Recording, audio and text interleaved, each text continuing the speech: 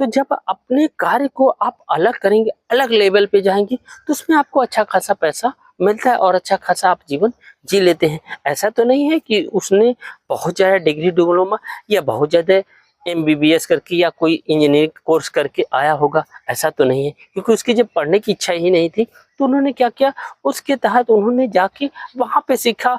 वही जो आप 10 या 15 साल आप अपनी शिक्षा दीक्षा में देते हैं, उन्होंने उस जीवन को, उस समय को उन्होंने काट के अपने उस लक्ष्य में लगा दिया जिसमें उनको लक्ष्य की प्राप्ति, वो अपने पैसे को बना ले। एक तो उन्होंने क्या किया, अपने माता पिता के पैसे को बचाया और अपने समय को बचाया, और समय को रहते हुए उस चीज को वो चेत गया, इसीलिए वो अपने लक्ष्य की तरफ वो आगे बढ़ गया। तो अपने आप को देखते हुए कि जो मैं कर सकता हूँ या मैं इसको अच्छे से कर सकता हूँ, उसको आप करिए।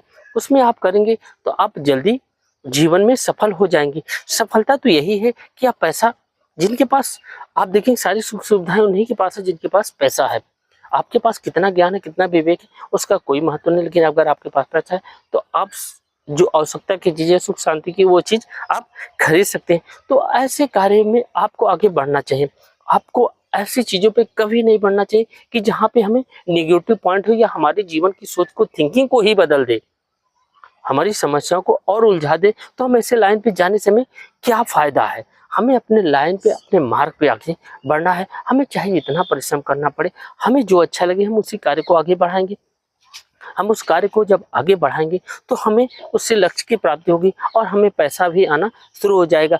तो हमें अपने स्रोत को पहचानना होगा, हमें अपने ज्ञान को पहचानना होगा।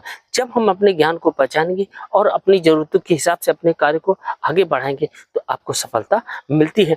तो सफलता पाने के लिए हमें कठिन परिश्रम करनी चाहिए और हमेशा अपनी जरूरत की चीजों को समझते हुए, अपने आप को समझते हुए कि मैं कौन सा कार्य अच्छा कर सकता हूँ, वही करना चाहिए।